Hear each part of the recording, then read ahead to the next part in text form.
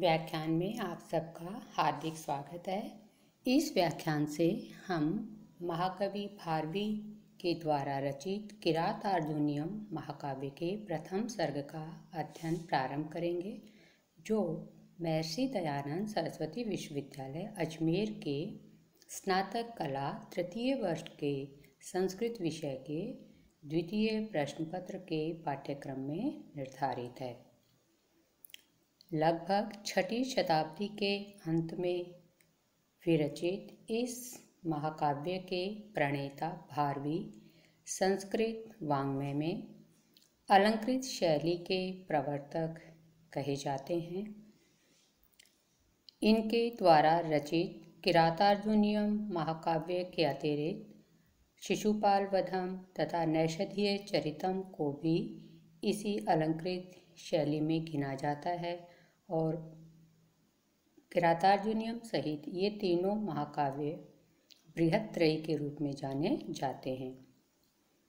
महाकाव्य की कथावस्तु मूलतः महाभारत से ली गई है। यह कथावस्तु आकार में यद्यपि लघु है, किंतु महाकवि ने अपनी अद्भुत वर्णन शक्ति के द्वारा उपवन, पर्वत, समुद्र, यात्रा वृत्तांत आदि के अनेक प्रकार के वर्णनों के अति विस्तृत रूपों के साथ इस कथानक को 18 सर्गों वाले महाकाव्य के रूप में प्रस्तुत कर दिया है। इसकी विशेषता यह है कि इस वर्णन में सर्वत्र अर्थ गौरव विद्यमान है। यह अर्थ गौरव संस्कृत वाङ्मय में भारवेर अर्थ गौरवम सूक्ति के रूप में सुविख्यात है। इस अर्थ गौरव का कारण महाकवि की वह अद्भुत अभिव्यक्ति क्षमता रही है, जिसके कारण वे अल्प शब्दों के द्वारा अधिक भावाभिव्यक्ति करने में सक्षम रहे हैं। सूक्तियों के माध्यम से जो भावाभिव्यक्ति हुई है वह गागर में सागर भरने की कला है। सूक्तियों की मनोहरता एवं प्रचुरता के साथ साथ राजनैतिक कौशल, मनोरम प्रकृति चित्रण तथा अलंकार बाहुल्य एवं उनकी विविधता इस महाकाव्य की प्रमुख विशेषताएं हैं। वर्णन शैली की बात करें तो कोमल एवं कठोर दोनों प्रकार के भावों की अभिव्यक्ति के अनुरूप प्रसन्न गंभीर पदा शैली का प्रयोग हुआ है महाकाव्य में। और इस महाकाव्य में यद्यपि अनेक छंदों का प्रयोग हुआ है, किंतु वंशस्थ छंद कवि का प्रिय छंद रहा है। महाकाव्य का प्रधान रस वीर है। अन्य रस भी गौण रूप में विद्यमान हैं। पात्रों का चरित्र चित्रण भी महाकाव्य में प्रभावी रूप में हुआ है। मल्लिनाथ इस महाकाव्य को नारियल के फल के समान बताते हैं, जो ऊपर से तो रूखा एवं कठोर दिखाई देता है, किंतु अंदर स्वादिष्ट रस परिपूर्ण विद्यमान रहता है। महाकाव्य का नामकरण उस प्रसिद्ध घटना के आधार पर हुआ है जब अर्जुन पाशुपत अस्त्र की प्राप्ति के लिए इंद्रकील पर्वत पर शिव को प्रसन्न करने के लिए कठोर तप करते हैं।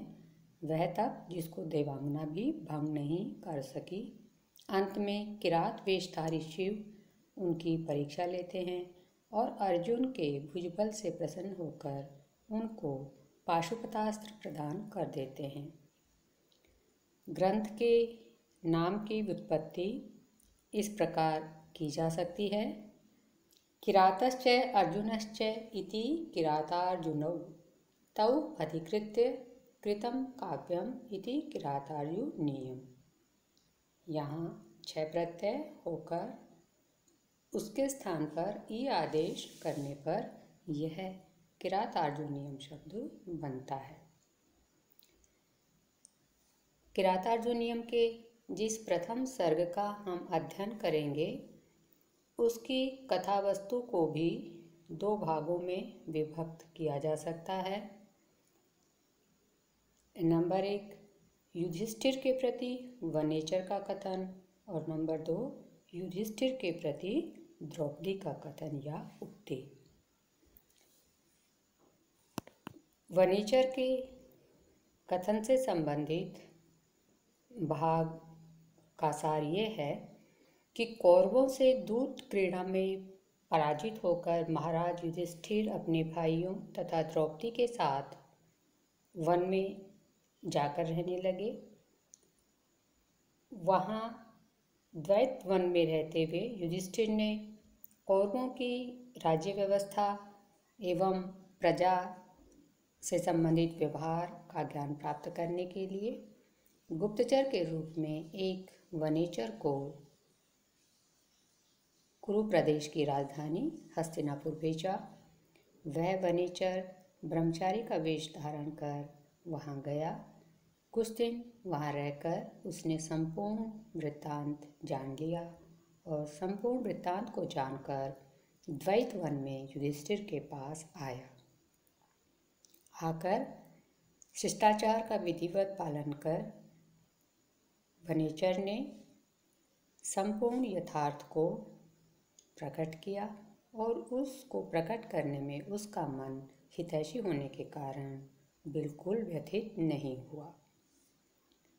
जो यथार्थ कटु था उसको भी वनेचर ने पूरी सत्यता के साथ प्रस्तुत किया। वनेचर के द्वारा कथित वृत्तांत को जब युधिष्ठिर ने भाइयों के सामने द्रौपदी को सुनाया तो प्रतिपक्षी की सुख समृद्धि नीति आदि से द्रौपदी व्यथित हो गई और व्यथित होकर द्रौपदी ने जो प्रतिक्रिया व्यक्त की वह इस सर्ग का उत्तर भाग है, जो हम अध्ययन करते समय भली भांति समझ पाएंगे। शुरू करते हैं प्रथम सर्ग का अध्ययन, जिसका प्रथम पद्य इस प्रकार है।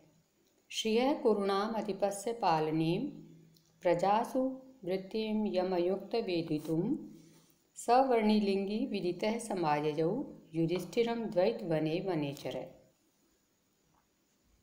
अन्वय के साथ इसका अर्थ इस प्रकार है। कुरूणाम अधिपस्य श्रियः पालनीं प्रजासु वृत्तिं वेदितुं यम अयुक्त है।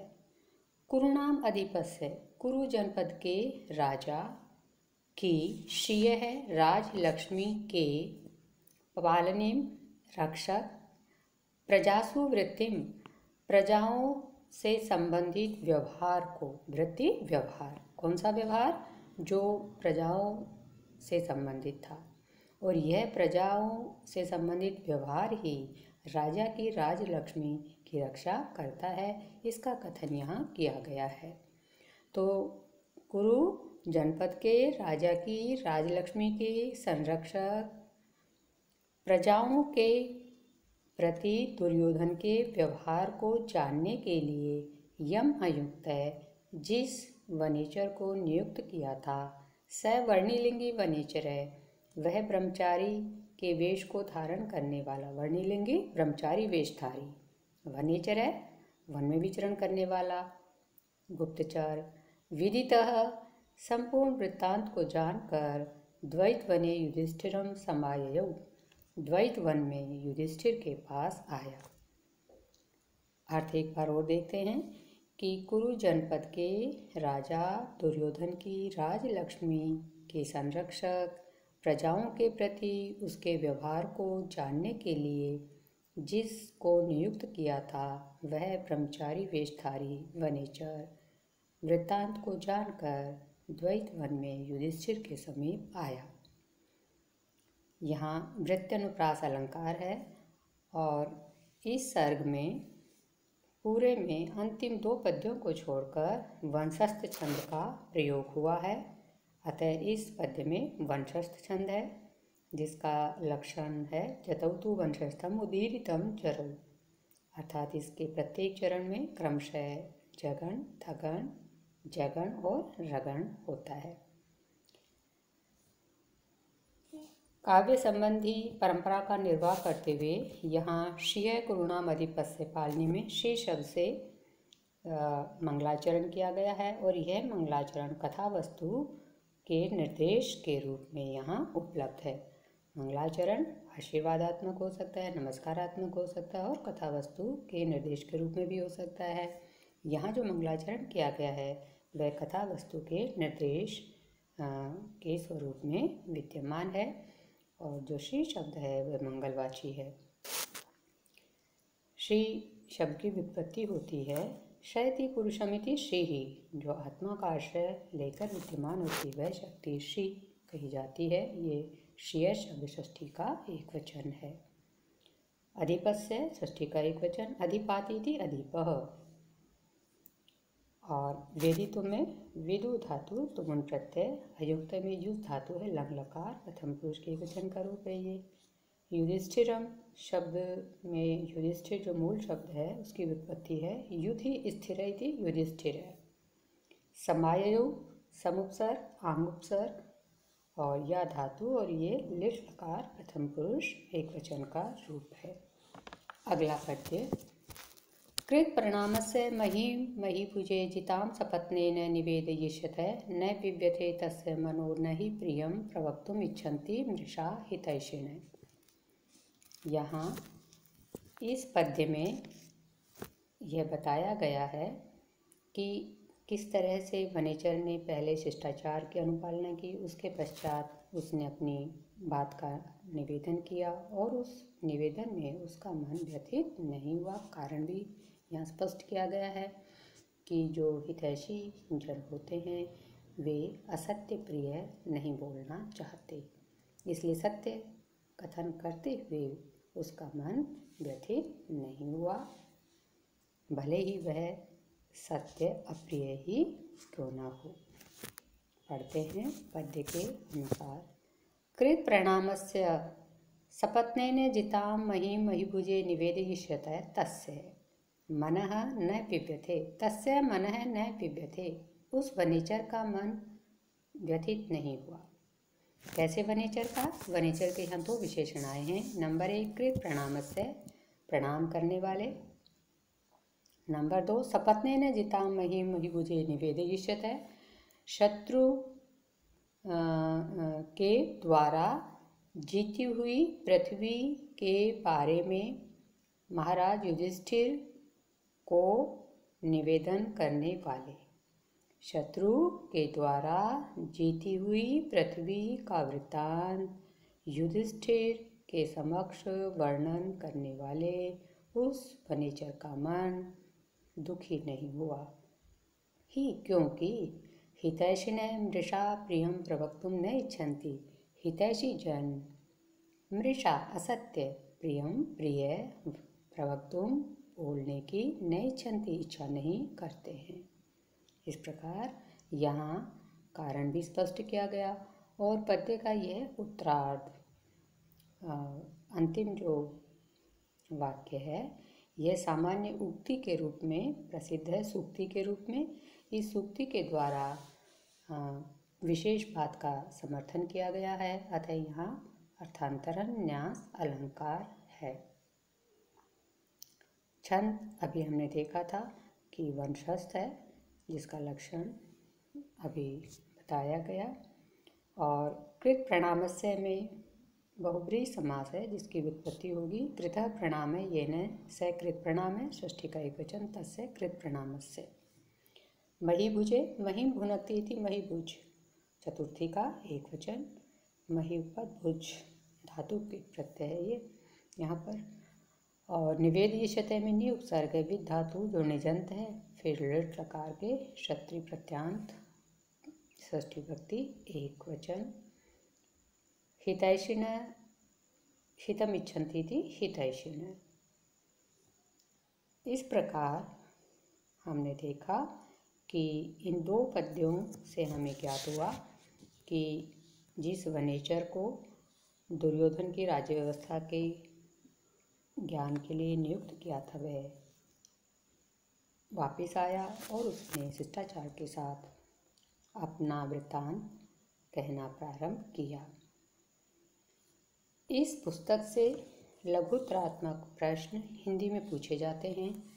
आज पढ़े हुए अंश से संबंधित कुछ प्रश्न ये हो सकते हैं, जैसे पहला प्रश्न ये हो सकता है कि किरातार्जुनीयम महाकाव्य का कथानक कहाँ से लिया गया है, तो इसका उत्तर होगा ये महाभारत से लिया गया है। एक प्रश्न ये हो सकता है किरातार्जुनीयम महाकाव्य में कितने सर्ग हैं, तो हमने अभी देखा 18 सर्ग हैं।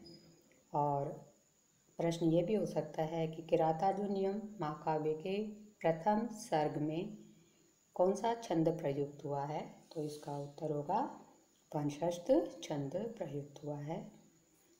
और एक प्रश्न यह हो सकता है कि भारवी के लिए, ये सामान्य प्रश्न है कवि और उसके ग्रंथ से संबंधित, तो कुछ सामान्य प्रश्न और फिर कुछ विशेष प्रश्न जो विषय वस्तु से संबंधित होंगे उनका अध्ययन हम आगे करेंगे। तो एक सामान्य प्रश्न ये हो सकता है कि भारवी के लिए कौन सी उक्ति प्रसिद्ध है, तो हम बताएंगे भारवेरर्थ गौरवम। इसी को यूँ भी पूछा जा सकता है भारवेरर्थ गौरवम, यह सूक्ति किसके लिए प्रसिद्ध है, तो यह सूक्ति भारवी के लिए प्रसिद्ध है। प्रथम पद्य से संबंधित यह प्रश्न भी हो सकता है कि वनिचर कहाँ आया, किसके पास आया, तो द्वैत वन में आया और युधिष्ठिर के पास आया। यह भी हो सकता है वर्णिलिंगी किसका विशेषण है, तो वनिचर का। इस तरह से अन्य प्रश्नों की संभावना करके उनके उत्तर भी खोजने का प्रयास करें। आज इतना ही। आप सभी नियमानुपालना के साथ सुरक्षित रहें। धन्यवाद। जय तु भारतम।